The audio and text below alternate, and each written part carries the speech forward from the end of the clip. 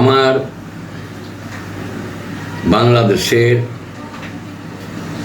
ভাই বোনেরা, কিশোর কিশোরী, যুবক যুবতী, বৃদ্ধ বৃদ্ধা, বিভিন্ন বয়সের যারাই আছেন ভাই বোন, সবাই আমার আন্তরিক সালাম নেবেন। আসসালামু আলাইকুম। প্রিয় ভাই বোনেরা, বোনেরা, আমি আপনাদের সামনে মুক্তিযোদ্ধা হিসেবে দুইটা কথা বলার জন্য উপস্থিত হয়েছি। আশা করি আপনারা ইনশাল্লাহ আমার কথাগুলো শুনবেন, একটু মনোযোগী শুনবেন, একটু সময়, বেশি না, ওই কয়েক মিনিট একটু সময়। আমরা যে মুক্তিযুদ্ধটা করেছিলাম কেন, আর মুক্তিযুদ্ধ দরকার ছিল কেন এই দেশটা মুক্তিযুদ্ধের আগে কী অবস্থায় ছিলেন, আমি আজকে তা নিয়ে একটু কিছু কথা বলবো। আর আজকে আমরা কি অবস্থায় আছি এই নিয়ে কথা বলবো।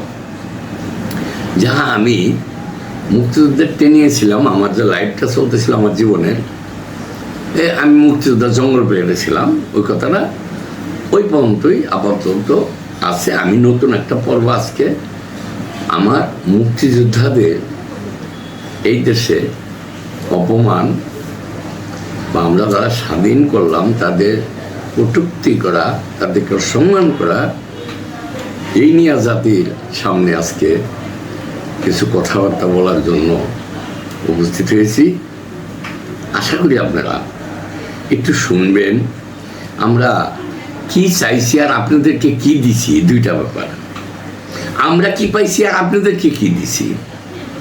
যাক, আলহামদুলিল্লাহ, আল্লাহ আমাদেরকে 1971 সালে মুক্তিযুদ্ধের ডাক দিলেন যখন শেখ মুজিবুর রহমান সাহেব, তখন আমরা যুবক ছিলাম। আমরা কিন্তু বাধ্যই নিজের ইচ্ছাই মুক্তিযুদ্ধে গিয়েছিলাম, কারণ আর মুক্তিযুদ্ধে যাওয়ার পিছনে আমার মার একটা অবদান ছিল, সেটা আমি সবসময় বলি। আমার মার অবদান ছিল, আমার মা বাবার খুব দোয়া ছিল, আমার এখনো সেই দোয়ার কারণে আল্লাহ আমাকে ভালো রাখেন। যে মা আমাকে অর্ডার করলেন, বুঝতাম যুবক ছেলে পেলে বা মেয়েদের পাইলে নিয়ে দর্শন করে, ছেলে পেলে পাইলে গুলি জোরে মারে বলায়। কেন যুবকরা যুদ্ধে যাবে, এরই পাকিস্তানের ভয় ছিল। এর জন্য তারা হাজার হাজার লক্ষ লক্ষ যুবক, মনে করেন 15 থেকে 40 বছর বয়সী যারা, এদেরকে বেশি মারছে, আর যুবতীদের ধরে ধরে নিয়ে দর্শন করছে। এখন সেখানে মুক্তিযুদ্ধের দরকার, স্বাধীন করার দরকার। বাঙালি জাতি তার বাংলা ভাষা ফিরে পাবে, একটা দেশ পাবে, নির্যাতন থেকে মুক্তি পাবে, নিপীড়ন থেকে মুক্তি পাবে, অত্যাচার থেকে মুক্তি পাবে স্বাধীন হইলে। বা মা বোনের সম্মান রক্ষার্থে আমার মার হুকুমে আমি ভারতে ট্রেনিং করে যুদ্ধ করি। যাই হোক, যুদ্ধ করে রাত দিন যুদ্ধ করেছি। কিন্তু যুদ্ধের আগে মানুষের যে অবস্থাটা ছিল, বর্তমান প্রজন্মরা বুঝে না, জানে না, যার জন্য আজকে নিজের ছেলে পেলে মুক্তিযোদ্ধারে যাতা বলতেছে। কিন্তু ওরা যদি বুঝতো যে আগে এদের মুরব্বীরা যদি বুঝাইতো যে মুক্তিযুদ্ধরা কেন হয়েছিল, বা পাকিস্তানের সময় কি অত্যাচার বাঙালির উপরে করছিল, বা মুক্তিযোদ্ধারা কত কষ্ট করে দেশটা স্বাধীন করে দিয়েছে। সেই যে পাকিস্তানের সময় কিছু কথা বলি আমি, পরে আমি যুদ্ধে আসতেছি। পাকিস্তানের সময় শতকরা 100 জনের যদি কাজ থাকতো, তার 80 জন থাকতো পাকিস্তানের বিহারিরা। এই দেশে বসবাস করতো প্রতিটা জেলায়, বিহারিদের প্রতিটা জেলায় বসবাস রাখছে তারা। আর পাকিস্তান থেকে আসতো বড় বড় ব্যবসায়ী যত, সব তারা। যত ধরনের সিভিলিয়ান বা ডিফেন্সে যত ধরনের অফিসার, 2nd ক্লাস থেকে 1st ক্লাস পর্যন্ত, সব তারা। ভালো করে বুঝবেন, এই তরকারি বেচা, আলু বেচা, চৌল কাটা, জুতা মাঞ্জা, হাল চাষ করা সারা বাঙালির কোনো কাজ তারা দেয়নি, সব তাদের হাতে রাখতো, তাদের গোলাম বানায় রাখতো। আপনি মাথা উঁচু করে রাখতে পারতেন না, তাদেরকে দেখলে মাথা নিচু করে রাখতে হতো, তাদের চোখে চোখে চাইলে থাপড় মারতো। এই ছিল পাকিস্তানের অত্যাচার, নির্যাতন, বাঙালিকে দাবায় রাখার জন্য। তারা যা দরকার তাই করছে। না খাইতে না খাইতে মানুষের কাজ না পাইয়া আশ্বিন কার্তিক না চাইলে তো অনেক মানুষ না খেয়ে মারা যেত, কেন কাজ থাকতো না, ফসল থাকতো না, কেউ কামলা নিত না, যারা গরিব মানুষ তাদের কাজ থাকতো না, কি করে খাবো, না খেয়া অনেকেই অসুস্থে মারা যেত। সেই জায়গার থেকে আল্লাহর রহমতে বঙ্গবন্ধু শেখ মুজিবুর রহমান সাহেবের আহ্বানে ডাকে আমরা মুক্তিযুদ্ধে যাই। ভারতে যাইয়া আমরা ট্রেনিং করি, আমরা 28 দিন ট্রেনিং করি। 28 দিন ট্রেনিংয়ের পর আমাদেরকে কোরআন শপথ করা, কোরআন শপথ ট্রেনিংয়ের বর্ণনা দিতে গেলে বহুত সময় লাগবে, সোজা বলে দিলাম 8টা অস্ত্র ট্রেনিং শিখাইছে, এরপর আমাদেরকে কোরআন শপথ করাইছে। আমরা কিন্তু অন্যভাবে ডিফেন্স আমাদেরকে অন্যভাবে কাজ করাইছে। এই কোরআনের উপরে হাত দিয়ে আমরা লাইন দিয়ে দাঁড়াইছি মাঠে, এই বাকসাপ করে কোরআন শরীফ হাতের নিচে নিচে আমরা একসাথে সবাই বলতেছিলাম, আল্লাহর কালামের উপরে হাত দিয়ে আমরা শপথ করতেছি যে আমাদের মা বোনদের সম্মান রক্ষার্থে, আমাদের জাতিকে মুক্তি করতে, আমাদের দেশকে মুক্ত করতে, আমরা সূত্রমুক্ত করতে আমরা ন্যায়ের পক্ষে যুদ্ধ করব, ন্যায় প্রতিষ্ঠা করব, আমরা স্বাধীনতা ছিনিয়ে আনব। এই নিয়ে আমরা শপথ করলাম। এই যে শপথ, এই শপথের কথাটা বলে দিই। এই শপথের পরে টাকা গয়না আমাদের সামনে বহুত গড়াগড়ি করছে যখন যুদ্ধ করছি, না আমরা ওদিকে ফিরে চাই নাই। একজনের লোক ছিল লুটপাট করছে, সেটা মুক্তিযোদ্ধা না, কিছু মুক্তিযোদ্ধার বিরুদ্ধে যারা ছিল, রাজাকারের ছিল, রাজাকারের বংশধরা ছিল, সব রাজাকার না, অনেক রাজাকার ভালো ছিল। ওই রাজাকারকে অনেক রাজাকার আমরা নিজেরা মুক্তিযোদ্ধাদের রাজাকার মানে আমরা ক্যাম্পে ঢুকাই দিছি ইনফরমেশনের জন্য। ভালো করে বুঝবেন কত বড় যোদ্ধা ছিল আমরা, কত বড় কঠিন যুদ্ধ করেছি, কত বুদ্ধি করে শর্ট টাইমে আমরা দেশটা স্বাধীন করছি। আর আমরা আক্রমণ করতাম বেশিরভাগ রাত্রে, ওদেরকে ঘুমের ভিতরে 4 মাইল 5 মাইল 7 মাইল যাইতাম, অন্ধকার রাত্রি, কোনো আলো ছিল না, পাকা রাস্তা ছিল না, হ্যাঁ, এই পানি দিয়া, ধান ক্ষেত দিয়া, বন দিয়া, নদীর পার দিয়ে এইভাবে গেছি। অস্ত্র গড়ে একটা রাইফেল 7.5 কেজি হলো, 200-300 রাউন্ড, যত রাউন্ড নেওয়া গেছে শরীরের ভিতরে বাইন্দা রয়েছি। ভালো করে বুঝবেন, এটা কোনো আমোদ ফুর্তি আর কোনো এই আউশ আল্লাহ ভালো খাবারের কোনো ব্যবস্থায় যায় নাই। আমরা জীবন দিতে গিয়েছিলাম যে মরবো, কিন্তু দেশের জন্য যুদ্ধ করে মরবো, ও তো মরবো না। এই ছিল আমার মার হুকুম, বাবা তুমি আমার একমাত্র ছেলে, তুমি যদি মারা যাও আমার কষ্ট থাকবে না, কেন তোমাকে আল্লাহ ব্যস্ত নসিব করবে, দেশের জন্য তুমি মারা গেলে শহীদ হয়ে যাবে, শহীদের খাতা নাম লিখবে, সুবহানাল্লাহ। আমার সেই মা মারা গেছেন, আল্লাহ ওনাকে ব্যস্ত নসিব করুক। আপনারাও একটু দোয়া করবেন, আমার সেই মা দেশপ্রেমিক, না হইলে একটা সন্তানকে যুদ্ধে ঠেলা দেয় না। আমার সেই মার জন্য সবাই দোয়া করবেন। আসেন, এখন এই যে দেশ আমরা স্বাধীন করলাম, করার পর বহুত বছর পার হয়েছে, দেশে বহুত গন্ডগোল হয়েছে, কত গন্ডগোল হয়েছে স্বাধীনতা নষ্ট করার জন্য। স্বাধীনতার পরের দিন থেকে লেগে গেছে বিভিন্ন দেশ। কেন দেশ স্বাধীন হয়ে গেছে? এটা নষ্ট করতে হবে, এটা কষ্ট দিতে হবে, এটা ভিখারি বানাইতে হবে। কিছুদিন পরে দেখা গেল স্বাধীনতার যিনি নেতৃত্ব দিয়েছিলেন তার শেষ করে দিল, মুক্তিযোদ্ধাদের শেষ করে দিল, অনেক মুক্তিযোদ্ধাদের ফাঁসি দিয়ে মেরে ফেলাইলো, অনেক কিছু করছে, দেখা গেল বলবো না। বর্তমানে আসেন, আমার খুব কষ্ট হয় যে আমরা মুক্তিযোদ্ধারা টাকা চাই না, পয়সা চাই না, আমরা কোনো আন্দোলন করছি আজ পর্যন্ত স্বাধীনের পরে দেখাইতে পারবেন যে আন্দোলন করে বলছি আমরা ক্ষমতা চাই, আমরা মন্ত্রী হইতে চাই, আমাদের টাকা পয়সা দাও, আমাদের বাড়ি দাও, আমাদের 1 কোটি টাকা করে বেতন দাও, বলছি কি না? না, বললাই আমরা সারাদিনে একবার খাই, শান্তিতে আছি।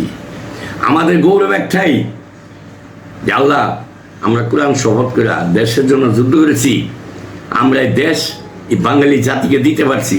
এর চেয়ে আর শান্তি, এর চেয়ে আর ভালো সম্পদ পৃথিবীতে কি থাকতে পারে? আর সেই জায়গায় সেই যে সম্পদ আপনাদেরকে যারা আইনা দিল, দিয়া যারা আলহামদুলিল্লাহ বইলা চুপচাপ রইল, যারা কোনো কিছু চায় না, দাবি নাই, অল্প পাইলে তারা খুশি, তাদেরকে অসম্মান করা, বা মুক্তিযুদ্ধকে এই ওভারটেক করে অন্যকে সামনে আনা, এটা কিন্তু কোনো মানুষের কাজ কতটুকু হয়, মানবতার কাজ জানি না। আপনাদের কাছে আমার প্রশ্ন যে মুক্তিযুদ্ধটা স্বীকার করলে বা ক্ষতিটা কি? আমরা তো বাঙালি জাতি সবাই, মুক্তিযুদ্ধ হয়েছে, যদি না মুক্তিযুদ্ধ হয়নি, একটা হতে হাতাহাতি মারামারি করছিলাম আমরা, এটা কি সত্য? আর আপনারা এই যে এখন যে বর্তমানে আন্দোলন হইলো, সরকার অন্যায় করছে, বুঝলাম, সরকারে কিছু লোক অপরাধ করছে, এই অপরাধের জন্য সরকারকে আমরা হটাইতে হবে, ঠিক আছে, কেউ যদি অন্যায় করে তার বিচার হবে, হটালাম। কিন্তু এখন আমরা যদি তার চেয়ে বড় অপরাধ করি তাহলে কি হবে? তাহলে তারা হটাইলাম কেন? তারে হটাইছি আমরা ভালোর জন্য, আমরা ভালো কিছু করব। এখন আপনাদের কাছে আমার যেটা প্রস্তাব, আবেদন, মুক্তিযোদ্ধা হিসাবে আপনারাও দেখতেছেন, আমিও দেখতেছি, দেশটা ভালো করবে কি আস্তে আস্তে আস্তে আস্তে ওই যে বাহিরে বিদেশিরা যা চাইছিল আমাদের দেশের স্বাধীনতার পর থেকে, যে বাংলাদেশে একটা গন্ডগোল লাগাইতে হবে, মারামারি করতে হবে, কাটাকাটি করতে হবে, এদেরকে বিকারি করতে হবে, এরা যেন আমাদের কাছে ভিক্ষা চায়, আমরা এদেরকে গোলাম বানায় রাখবো। সেই গোলামের রাস্তায় যে গোলাম ছিলাম 1971 সালে মুক্তি করেছিলাম, আবার সেই গোলামের রাস্তাটাই নামতেছেন। কারণ কি? পাকিস্তানের লোকজন এখানে যাতা করতেছে, আমরা কি করতেছি এগুলো? হ্যাঁ, কেন আমরা কি আমাদের মতো থাকতে পারি না, দাঁড়াতে পারি না? আমরা কি দেশটা সুন্দর করতে পারি না সবাই? আপনারা এই পার্টি থাকবে না, ওই পার্টি থাকবে না, এইটা থাকবে না, 2 দিন পরে করবেন ওই বিএনপি থাকবে না, তারপরে করবেন জামাত থাকবে না, তো থাকবে না কে? এটাকে ঠিক করেন, দয়া করে আপনাকে পিছিয়ে আমরা থাকি, থাকবে কে এটা ডিক্লার দেন যে আমরা ক্ষমতা থাকবো, আমরা ছাড়া কাউকে আসতে দেবো না, এরকম বলেন। তখন আমরা সবাই আপনাদের পিছনে থাকি, তবু আমরা দেশটারে বাঁচাই। বিশেষ করে এই দেশকে যে একটা উন্নয়নের পথে নিয়ে গেছিল যারাই, হয়তো তাদের পরিচালনায় কিছু ভুল হয়েছিল দিঘা গণ্ডগোলটা করছেন, এটা ঠিক আছে, কিন্তু সেই যে উন্নয়নের যেসব ধারাবাহিকতা ছিল সে কাজকর্মের তো কিছুই করেন না, খালি মানুষকে মারামারি করতেছি। 1 বছর বেশি হয়ে গেল, দেশের তো কিছু হচ্ছে না, কোনো ব্যবসা কিছু হচ্ছে না, কোনো গার্মেন্টস না, কোনো ফ্যাক্টরি না, কিছুই না। মানুষ কীভাবে চলবে এই নিয়ে কোনো আলোচনা হচ্ছে না, উপদেষ্টারা কিচ্ছু বলতেছে না, মানুষ খুনাখুনি হইতেছে, উপদেষ্টারা কোনো কিচ্ছু বলতেছে না। অথচ কি হয়, 2 জন মুক্তিযোদ্ধা এক জায়গায় বয়ে কথা বললে এরা রাষ্ট্রবিদ্রোহী কথা বলছে। যারা দেশ দিল, রাষ্ট্র দিল, তারাই রাষ্ট্রবিদ্রোহী কথা বলছে। বলেন আপনাদের আল্লাহ কি ধরনের মন মানসিকতা দিচ্ছে, যে কোন মন মানসিকতা এই কথা বলতে পারেন? যে সন্তান বলবে যে আমার বাবা একটা খারাপ লোক, সেই সন্তানের বোঝা উচিত যে খারাপ লোকের ঘরে সে জন্ম নিয়েছে। তার অর্থাৎ এটা বোঝানোর উদ্দেশ্যটা হইল আমরা বাঙালি জাতি, আমরা দেশটা স্বাধীন করছি, এই দেশটা আমাদের, আমরা সবাই বাঙালি। আমরা যদি একজন আরেকজনকে খালি খারাপ করতে থাকি, আপনি আমার কোন আমি আপনাদের করি, তাহলে তো আমরা সবাই একই রকম হয়ে যাচ্ছি। তাহলে কীভাবে হবে? না, আমরা সবাই শান্ত হইতে হবে, সবাই সম্মিলিতভাবে দেশটাকে সুন্দর করতে হবে। আজকে সেনাপ্রধানকে বিভিন্নভাবে কটূক্তিভাবে ভাষা করা হয়, আমরা শুনি, আমরা মুক্তিযুদ্ধ, আমাদের কাছে লজ্জা লাগে যে সেনাপ্রধান, যে সেনাবাহিনী দেশে বা বিদেশে তাদের যে সুনাম, যেগুলো দুর্যোগ আসলে তারা যে ঝাঁপায় পড়া দুর্যোগ থেকে বাঙালিদের রক্ষা করে, সহযোগিতা করে। একটা বন্যা হইলে সেখানে গিয়ে তারা জীবন দিয়ে, অনেকে মারাও যায়, বিদেশে যাইয়া পয়সা আনতেছে আমাদের দেশের লাভের জন্য, কর্ম করতেছে, সেখানেও তারা সুনাম করছে। সেই জাতিসংঘে বাংলাদেশ সেনাবাহিনী ভালো সুনাম আছে, সেই সেনাবাহিনীকে আপনারা মেয়েরা বলাবেন, ক্যান্টনমেন্ট উড়াই দিবেন, এইটা ওটা ইট খুলে আলাবেন, কত রকমের ভাষা যে হচ্ছে, এটা কীভাবে সাহস আমি বুঝি না। এই যে আমার মতো মুক্তিযোদ্ধাতেই কথা বলতে পারবো না যে ক্যান্টনমেন্ট এটা খুলে আলাবো, এটা কি? ক্যান্টনমেন্ট তো আমাদের, সেনাবাহিনী আমাদেরই কেউ আত্মীয়। আপনারা ছেলেবেলে যেগুলো আবল তাবল বলতেছেন যে রাস্তাঘাট আটকে, এখানে তো আমাদেরই বংশধররা কেউ না কেউ আছেন, কেন করতেছেন? আমার প্রশ্ন হলে এই জায়গায় আপনারা কি চান? আপনারা তো চাওয়াটা বুঝতেছি না, 1 বছর হয়ে গেল গা, কিচ্ছুই বোঝা যাচ্ছে না। আপনাদের চাওয়ার শেষ নাই, একটা শেষ করলে আরেকটা ধরেন। আমি লিগের শেষ, এখন জামাতে জাতীয় পার্টি ধরছেন, জাতীয় পার্টি আপনার ধরে। এই যে এগুলো কোনো শান্তির লক্ষণ না, এগুলো অলক্ষণ। কাজেই আমি একজন মুক্তিযোদ্ধা হিসাবে আমি এখন হয়তো মারাও যেতে পারি, আমার 73 বছর বয়স। আমার মেরুদণ্ডে 2 বছর আগে পড়ে গিয়া আঘাত পাইছি, আমি ঠিক মতো হাঁটতে পারি না। আমার কিডনি প্রবলেম, হ্যাঁ, লিভারের প্রবলেম, লাংসের প্রবলেম। তারপরেও আজকে আপনাদের সামনে এই কথাগুলো বলতে হয়, মৃত্যুর মুখোমুখি দাঁড়ায় যে আল্লাহ তুমি আমাকে তৌফিক দাও। যে কত কষ্ট করে আপনাদেরকে আজাদ করলাম, স্বাধীন করলাম, আর আপনারা কি করতেছেন? মুক্তিযোদ্ধাদের একটু সম্মান তো করবেন। মুক্তিযোদ্ধারা অসম্মান করে কি আপনি বড় হইতে পারবেন? পারবেন না। সত্য স্বীকার করতে হবে। এই দেশ কিভাবে আসলো, কার নেতৃত্বে আসলো, কারা যুদ্ধ করলো, এইসব যদি অস্বীকার করেন তাহলে কি হবে? তাহলে তো দেশই নাই। আপনারা বলবেন সংবিধান নাই, তাহলে কোন সংবিধান আনবেন? সেটাও তো আনেন না। তো আপনারা কি মারামারি করতে থাকবেন জীবন মেলা, দেশটা শেষ করে দেবেন? মানুষের খবর নিয়ে জানেন আপনারা? গ্রামে বা নিচে নেমে দেখেন, বাজারে বা হাটে বাজারে, গ্রামের দিকে নেমে দেখেন মানুষ কত কষ্টে আছে, যারা গরিব মানুষ, কর্ম পাচ্ছে না, কাজ পাচ্ছে না। দয়া করে আপনাদের কাছে আমার অনুরোধ, বাঙালি জাতি, আমি যে কথাটা বলতেছিলাম দেশবাসীর উদ্দেশ্যে, যে আমরা মুক্তিযুদ্ধ করে যদি ভুল করে থাকি আমাদের শাস্তি হোক, আর যদি আপনাদের উপকার করে থাকি, আপনাদেরকে একটা দেশ দিয়ে থাকি যেখানে আমরা গোলাম ছিলাম, এখন আমরা নিজেরাই রাজা বাদশা, প্রেসিডেন্ট, মন্ত্রী, সচিব, বিচারক, উকিল, মুক্তার, কৃষক, মুচি, ধোবা, সবজিওয়ালা, যত বলেন সব আমরা। কারা? বাঙালিরা, অন্য কেউ নাই। আবার আপনারা শব্দ উঠাইতেছেন, এই যে গোলাম ছিলাম তাদেরকে টাইনা না আমাদের মাথায় যদি আমরা বসাই। আপনারা দয়া করে এগুলো বন্ধ করে দেন, বন্ধ করে দেশের প্রতি মায়ের মহব্বত করে, দেশপ্রেম যারা আছে, দেশপ্রেম ছাড়া কোনো ব্যক্তি নেতৃত্ব দিয়ে ভালো কিছু করতে পারবে না। দেশের ভালোবাসতে হবে, তারপর জনগণকে ভালোবাসতে হবে। যে মা বাবারে ভালোবাসে সে দেশকে ভালোবাসতে পারে, যে মা বাবাকে ভালোবাসে সে জনগণকে ভালোবাসতে পারে, যে মা বাবাকে ভালোবাসবে, সম্মান করবে, সে আল্লাহকে ভালোবাসে, নবীকে ভালোবাসে। তার দ্বারা সম্ভব দেশে শান্তি আনা। এছাড়া আমরা একজনের দুষতেই পারবো, মারামারি করতে পারবো, খুনাখুনি করতে পারবো, কোনো লাভ হবে না। সব লস হইতেছে, সব লস হইতেছে, সব লস হইতেছে। আমরা তো ইউনুস সাহেবের উপরে কত ভরসা করলাম, কই ইউনুস সাহেব তো কথাই বলে না, চুপচাপ থেকে খালি। বুঝলাম না কিছু, কি হইতেছে এগুলা? উনি তো শাসন করবে, উনি আমাদের দিক নির্দেশনা দিবে, উনি কর্ম দিবে, মানুষ কিভাবে চলবে সেগুলো দিবে, উনি থাকবে এগুলোতে। বাজার ঘাট কি হচ্ছে, কেন দিনের দাম বাড়ে, কেন কাজ নাই, এগুলো খুঁজবে, গরিবদের কাজ খুঁজে দিবে, কাজের ব্যবস্থা করে দিবে। এই আশা মানুষ করে ওনার কাছে। কেন? উনি যেহেতু প্রধানমন্ত্রীর জায়গায় আছেন, উপদেষ্টা, প্রধান উপদেষ্টা, কাজে ওনার কাছে তো আশা করাটা অন্যায় না। কিন্তু উনি কি করতেছেন? ওনাকে কিছু বললে বলে কি আমি তো কিছু জানি না, আমি তো ভালো বুঝি না। লজ্জাজনক কথা। বুঝি না মানে কি? বুঝেন না তো সেখানে কিভাবে আপনি গেলেন? একজন জোর করলে কি আমি যাবো? না, না বুঝলে যে বুঝে তার দিয়ে কাজটা করান না, ভালো করে।